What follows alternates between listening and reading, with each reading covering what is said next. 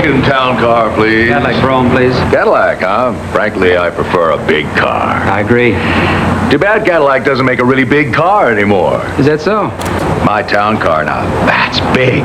My Cadillac Brougham, it's bigger. Well, mine's pretty big. Chevrolet, Pontiac, Buick, and Oldsmobile all embraced the station wagon craze from the 1960s through the 90s. But Cadillac, it seemed they sat that trend out. Or did they? Sure, Cadillac released the CTS Sport Wagon in 2011, but that's decades removed from the golden age of American wagons and hardly what we're focusing on here. Still, there's a long-standing claim that Cadillac did offer wagons, just not in the conventional sense. Some enthusiasts even argue Cadillac's journey into wagon territory began back in the 1950s in the form of hearses. We'll circle back to those. Because as striking as those cars were, they weren't designed for family road trips or hauling groceries. They weren't about convenience or comfort for kids. What we're really after is a true full-size wagon, one that delivered Cadillac's signature luxury with the practicality of a wagon. And that brings us to a rare, often overlooked gem, the Cadillac Castilian. This wasn't a concept car tucked away in a forgotten garage. These were real Coachbuilt Cadillacs sold to real customers, and that's the story we're telling today, Cadillac's hidden history of station wagons. Now, before we dive into the Castilian, let's go back. I was surprised to learn that Cadillac wagons can actually be traced as far back as 1941. We won't linger there too long, but these early experiments set the stage for what came later. In 1955 and 1956, the coach builder Hess and Eisenhardt produced a small run of custom wagons called the Viewmaster. Fewer than 20 were ever completed. A year later, two more wagons, dubbed the Broadmoor or Skyview, were reportedly developed within GM itself. These unique vehicles were used as guest shuttles at the Broadmoor Hotel in Colorado Springs. By 1959, the Broadmoor wagons got an upgrade. This time, the Superior Coach Company took the reins, building just 6 units. For their day, they were incredibly well-appointed, true rolling luxury. If they look familiar, there's a reason. The 1959 model shared its platform with a pop culture icon, the Ecto-1 from Ghostbusters. That car was based on a Cadillac ambulance, closely related to these early wagons. Superior wasn't the only player in the game. Miller Meteor also specialized in custom Cadillac bodies, producing limousines, ambulances, and, yes, hearses. These wagons were behemoths measuring nearly 251 inches in length, about 21 feet long. For context, that's 15 inches longer than the largest production car of the 1970s, the 1973 Imperial. Through the 1960s, Cadillac wagons were typically crafted on a one-off basis for celebrities or affluent clients. Sleek, sophisticated, seductive. The new Millennium Edition Crown Royal Funeral Coach.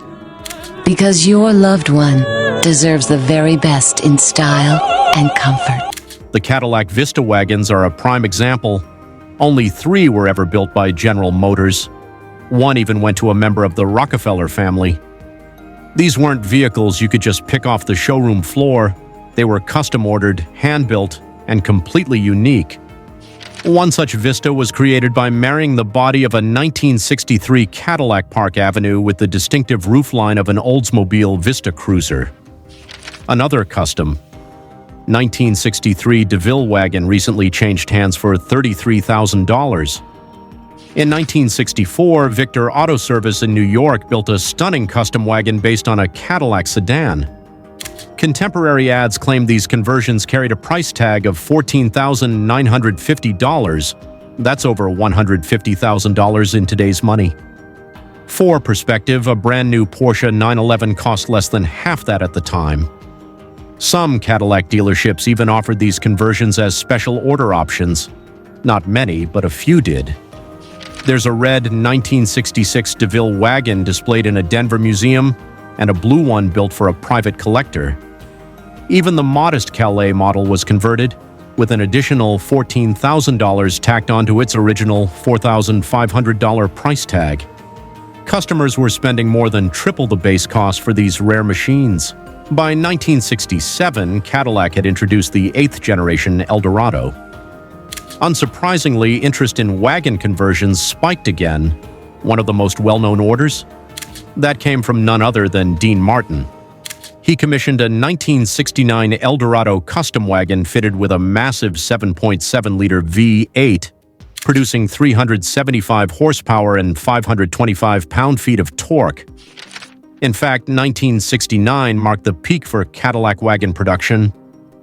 Rumors suggest that National Coaches converted 14 vehicles that year for VIP transportation at the Indianapolis 500.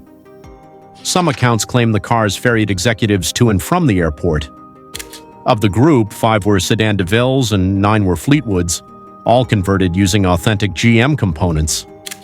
These weren't built for private buyers, they were corporate commissions. After the race, the 5 DeVilles were sold through a dealership in Texas. The Fleetwoods?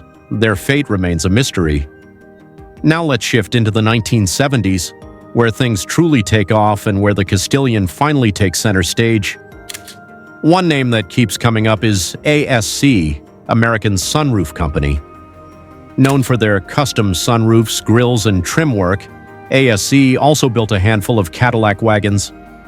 Though no official production figures exist, estimates suggest fewer than 20 were completed. These weren't backyard jobs. They were carefully assembled with genuine GM parts, and the craftsmanship was top-notch.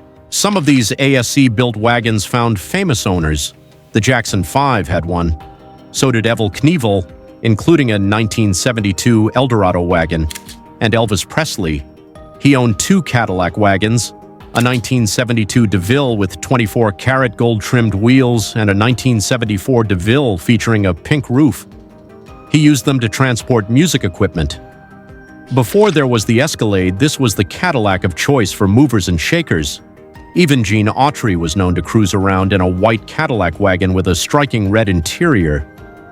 As the mid-1970s approached, Eldorado-based wagons became increasingly popular.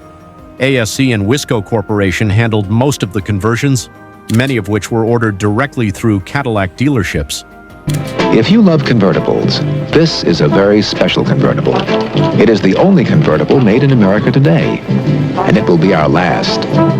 It is the 1976 Cadillac Eldorado convertible. A 1975 advertisement for an Eldorado Coachman listed the starting price at $26,500. That's more than $160,000 today. Then came 1976, a landmark year for multiple reasons. It was the swan song for GM's full-size rear-drive platform, used in models like the Electra 225 and the 60 Special. More importantly, 1976 marked the debut of the Cadillac Castilian. It took some time to get here, but everything we've covered so far explains the Castilian's origin and why it holds such a unique place in Cadillac's legacy. The Castilian was created by Traditional Coach Works, a California-based custom builder that operated from 1974 to 1977. Despite their short run, they produced some of the most elegant Cadillac conversions ever made. These weren't funeral cars disguised as wagons.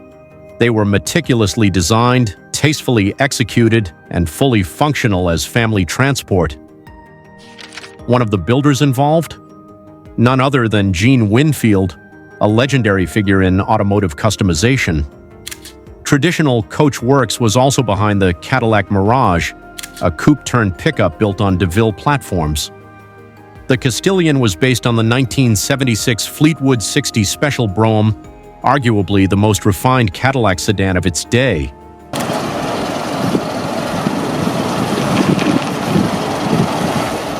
It rode on a 133-inch wheelbase and stretched nearly 19.5 feet in length. To create the wagon, the original roof was removed and replaced with a fiberglass fastback-style top that flowed seamlessly into the rear. A stainless steel targa band added flair, while the overall shape maintained Cadillac's unmistakable elegance. Most American wagons at the time had clunky two-piece tailgates, not the Castilian. It featured a top-hinged liftgate for easy loading, one more example of thoughtful design. What makes it even more remarkable is that these wagons were Cadillac approved. Customers could order a Castilian directly through a Cadillac dealer. The car would then be shipped to traditional coachworks for conversion. Brochures were printed, though they were rarely seen outside California. It's unlikely someone in the Midwest even knew they could buy one. One lingering question: were these conversions covered under Cadillac's factory warranty? It's unclear, but certainly worth considering. The transformation added about 600 pounds to the car, bringing total weight to nearly 6,000 pounds. Thankfully, the car's 8.2-liter V8 delivered 190 horsepower and 360 pound-feet of torque, plenty of muscle to move such a heavy machine. Inside, the Castilian came with every luxury Cadillac offered in 1976. Power, everything, generous space, and perhaps the most shoulder room of any wagon ever built. The price? Around $30,000 back then, more than $170,000 in today's money. That made it one of the most expensive American vehicles of the decade. For comparison, a 1976 Buick Estate started at just under $6,000. The Castilian was in a league of its own. Given the steep cost and limited production, most were treated as prized possessions. Many are still around today. In fact, the Castilian is the most likely Cadillac wagon conversion to appear for sale. Only 11 were built in 1976, with an estimated 40 more completed in 1975. Traditional coachworks didn't stop there. They built over 200 Cadillac Mirages. That story began when a Beverly Hills Cadillac dealership manager named James had a lunch meeting with his colleague, Patrick. They kicked around the idea of building Cadillac-based trucks and wagons. By Monday, Patrick returned with 3 concept sketches, and the rest was history. The first Mirage was a custom DeVille coupe converted into a stylish pickup for Evel Knievel, but that's a story for another time. By 1979, a few more Fleetwood wagons emerged, this time built by R.S. Harper custom coach builders. In the 1980s, there were scattered one-offs, but the golden era of Cadillac wagons had passed. Someone even created a rendering of a modern Cadillac wagon, but it's likely just a fantasy. Eventually, in 2011, Cadillac did release a true factory wagon, the CTS Sport Wagon. And yes, Cadillac continued building hearses all the while, right up to the present day. But it does beg the question, why did it take Cadillac until 2011 to officially enter the station wagon market, when coach builders had been filling that void since the 1940s? Let me know what you think down in the comments. If you made it this far, thanks for joining the ride. And don't forget to like the video if you enjoyed it.